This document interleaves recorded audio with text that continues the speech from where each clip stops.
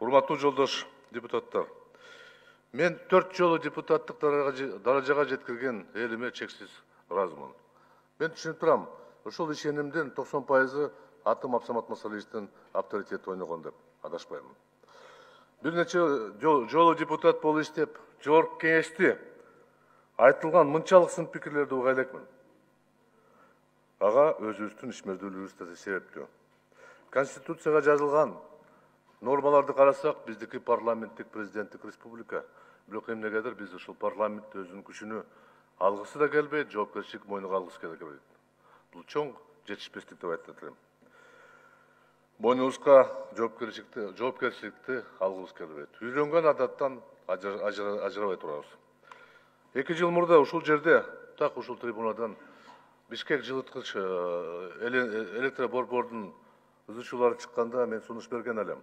Келгиле, коалицияны өзгөртүп кетели. СДПК фракцияны оппозиция чыгарып, башкача кылсак, мен азыр деле кайталап коеюн. Бизде бир аз болсо да ишенич пайда болмогула. Тилекке каршы ал сунушум колдоо тапкан жокмун. Урматтуу кесиптештер, мына төрага мага тарынып атат, мен ачык эле айтайын. Урматтуу төрага, мен сизге сын пикирлерди, кандай бир ой пикиримди жакшы ниет менен айтчумун. Жогорку кеңештин 4 агасы ушундай пикирлерди жакшы кабыл алган, чычалабай тарынбаган киши төргө жете алат. Ал эми спикер кызматты, сиз азыр спикер кызматты аткарып атасыз. Көпчүлүк депутаттарды мындай кагып туруп, мындай түз мамиле кылбай, кээ бир учурда сиз өкмөткө адвокат сыяктуу коргой баштадыңыз. Бул мен ойлоп атам сиздин профессионалдык жетишпестигиңиз. Акырында айткан сөзүңүз, эгер ушул жерде кимге жакпаса кеткиле деген, бул эч кандай бул парламенттин жетекчилик кызматына дал келбейт. Бул чоң саясий ката деп эсептейм.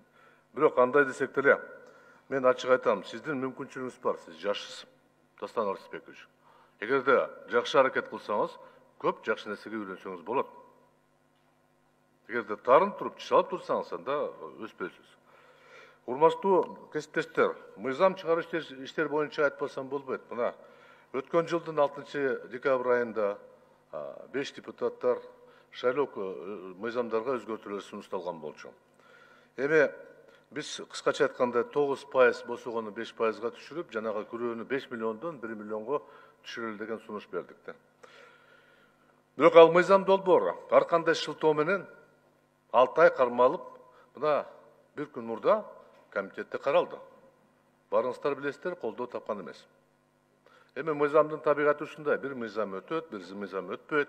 Ар бир депутат өзүнүн ыктыяры менен добуш берет, өзүнүн ишеними менен, партиянын кызыкчылыгы менен, башка себептер менен добуш берет. Бул күткөн нерсе. Ошондуктан эгер биз берген мыйзамды ушундай жол менен алып келгенибизде, анда кынтыксыз болмок эле. Ал эми мен 20 жылдан бери, мына 15 жыл депутат болуп иштеп жатам. Биринчи жолу ушундай арам деп койсом адашпайм. Жол менен мыйзамды четке какканды көрө элекмин мен. Өкмөттөн 3 ай, 4 ай корутунду ала албай жүргөндө, ошол эле мезгилде 2 күндө корутунду берген өкмөт бул ачык эле депутатка жасаган мамиле деп эсептейм да. Ошондой эле экинчи мыйзам долбоорубуз преференциалдык добуш берүү боюнча ал абдан мындай чырдуу мыйзам, мен ачык эле айтам, кабыл алыш кыйын. Бирок сунуш катары берген мыйзамды 3 айдан бери өкмөттөн корутунду ала албай жүрдүк. Азыр деле жок. Бул ойлоп атам, мыйзам чыгаруучу тармактагы ишмердүүлүгү абдан төмөн деп айтып атат. Сага мен ачык эле айтам, парламенттин жетекчилери талап кылып туруш керек өкмөттөн. Буга жете албадык. Биз дайындаган өкмөт көз карандысыз болуп калды. Спикерибиз айткандай, лапшаны кулактарыбыз кыйылып жүрүшөт. Өткөн жумада биз отчетту кабыл алдык. Депутаттар, жогорку кеңеш депутаттары отчетту кабыл алдык. Даярдаган кагаз боюнча турмуш соонун баары проблемалар чечилген, анча-мынча кемчиликтер бар. Бирок сыртка чыксак, турмуш башкача экен да. Акыбал оорлошуп баратат. Анан ар кандай жанагындай кыймылдар пайда болот. Ал күткөн нерсе. Урматтуу кесиптештер, болот, ошондой табылат. Качан оор болгон мезгилде, кыйын болгондо. Анан токтотуш кыйын болот аны. Биз отчеттун кызыктай болуп атат, өкмөт өзү берген маалыматында. Эми айтып кетейин, мына премьер-министрибиз бекитилип аткан мезгилде айткан, күздө мен структура программаны өзгөртүп алып келем деп. Бирок бүгүнкү күнгө чейин Сапар Исаковдун калган мурастыгы менен пайдаланып атат да. Өкмөт алмашылды толугу менен курамы менен. Туура, мыйзам жол берет. Министр эгерде өз ыктыяры менен кетсе, анын ордуна комитеттин макулдугу менен кызматка алса болот, туура. Бирок 100% андай жол менен алмаштырган бул башка нерсенин белгиси деп мен эсептейм да. Андай болбош керек эле. Ошондуктан бүгүн бул өкмөттүн бизде тоготпогон мамилесин мен сезип атам ачык эле. Мен жашырбай эле айтам, айрым учурда коалициялык көпчүлүктө ал чечимди аягында билип калып атат да. Эң кызыктуу ушул отчет боюнча өздөрү өткөн жылда пландаштырган иштеринин 88%-ын аткардык деп бюджеттин киреше боюнча акчасын чогулта албай, саламаттык сактоо системага мыйзамда көрсөтүлгөн каржылоону толук аткара албай, эмнегедир биздин Жогорку Кеңештен канааттандырылсын деген баага жетишти. Мыйзам аткарылбаса, биз ага жакшы баа коюп атабыз деген. Бул деле менин пикирим боюнча бул чоң ката деп айтып атам. Ал эми мыйзам чыгаруу аракеттери өкмөт тарабынан мен айтпай эле коеюн, мына 2 мыйзам дем үлгүсүндө көрсөтүп атам да, мисалында көрсөтүп атам. 4 ай, 3 ай корутунду бере албаган өкмөт бул каяктаган өкмөт болот. Бүгүн биздин өлкөбүз абдан оор акыбалда. Аны баарыбыз жакшы түшүнүп атабыз. 1,5 айдан ашык биздин жарандарыбыз күнүмдүк тапкан тамагынан ажырагандан кийин азыр эми акырындап ордуна келип атат. Миңдеген адамдарыбыз Россияда чек-арада топтолуп, посольствода, Москвада топтолуп келе албай атат. Мен түшүнүп турам, оор жумуш, өтө оор жумуш. Бирок тездетиш керек, маалыматты так бериш керек. Ар кандай учактар көбөйүп атат. Мына аэропортто болгон биз өкүнө турган бир акыбалга келип калдык. Кандай болсок да ушул миңдеген, 100 миң адамдар кайтып келет жумушсуз калган. Анан келгенде бизден талап кылат, бийликтен талап кылат. Мага ушул жерде ордум каякта, жерим каякта, жумушум каякта деп. Биз жооп бергенге милдеттүү болобуз. Ал эми өкмөт муну аткарыш керек, ал милдети ошондой. Мен айтып элем, карантин жок болуп, азыр элибизге кичине эркиндик берип атабыз. Жакшы, айла жок. Бирок саламаттык сактоо министрликтен айткандары боюнча күздө дагы эпидемия болушу мүмкүн, коркунуч бар деп. Ооругандардын саны күн сайын көбөйүп атат да. Шашып кеткен жокпузбу? Ар кандай сөздөр, ушактар кетип, коронавирус бул калп деп, мына биздин жарандарыбыз Россиядан келип, моюн бербей жатпайбыз деп атат. Ушул акыбалга жеттик. Бул адам аң сезими өзгөрүлгөндүн белгиси. Мамлекет сени 2 жумага бекер жаткызып, дарылап, тамак ашың берем деп атса, жок жатпайм деп. Анан көрүп үйгө барам, бекер отурам, туугандар менен учурашам деп. Бул аң сезими өзгөрүлгөндүн белгиси да. Бул жакшы эмес деп айтам. Бул баарыбызга чоң бир өкүнө турган табышмак болуп калды да. Мен пикирим, ушул акыбалда коронавируска каршы күрөшкө Жогорку Кеңеш түзмө-түз мойнуна алыш керек болчу. Эмнеге биз күтүп атабыз, президент баарын чогултуп тапшырма берсин деп. Андай болбош керек. Биз парламент ушул жерде тапшырма беришибиз керек. Кана антикризистик программа. Биз ушул жерде тапшырма бергенбиз. Бергиле программаны. Кана программа өкмөттөн? Жок программандай.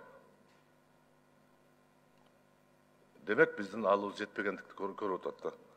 Көрүнүп атат. Дүйнөдө бир гана мамлекет ушул абдан жоң оору менен ийгиликтүү күрөштү. Бул Кытай мамлекет. Биздин кошунабыз, биздин байыркы досубуз. Коммунисттик партия башкарган темир тартип менен, эли түшүнгөн, жакшы түшүнгөн мамиле менен кабыл алган ошондой шарт менен күрөштү.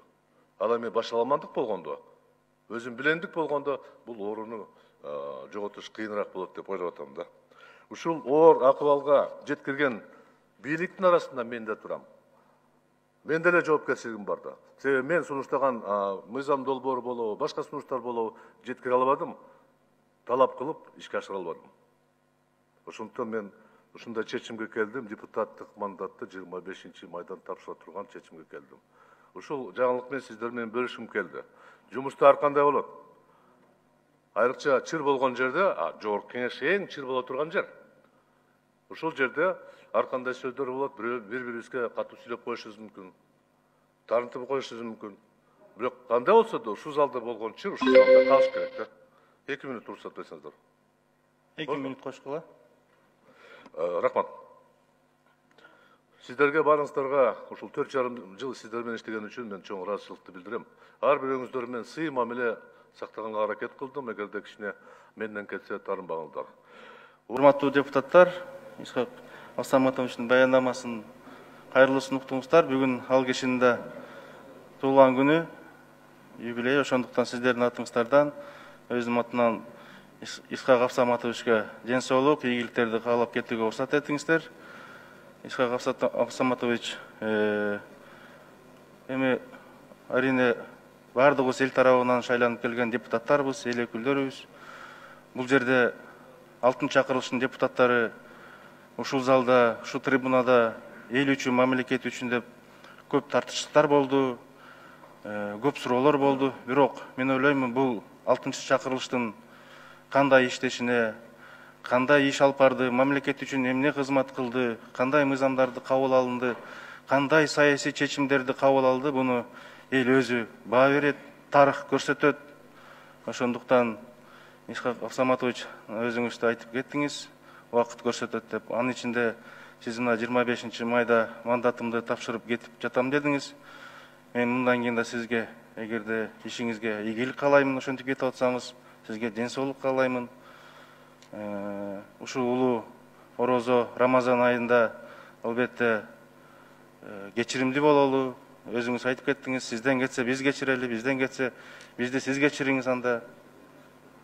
Ошондуктан улуу орозо Рамазан айында кечиримдүүлүк болгон бул баардыгыбызга бул жакшы нерсе, жакшы адет деп мен айткым келет. Ийгилик каалайм сизге. Рахмат, Исхак Абсаматович.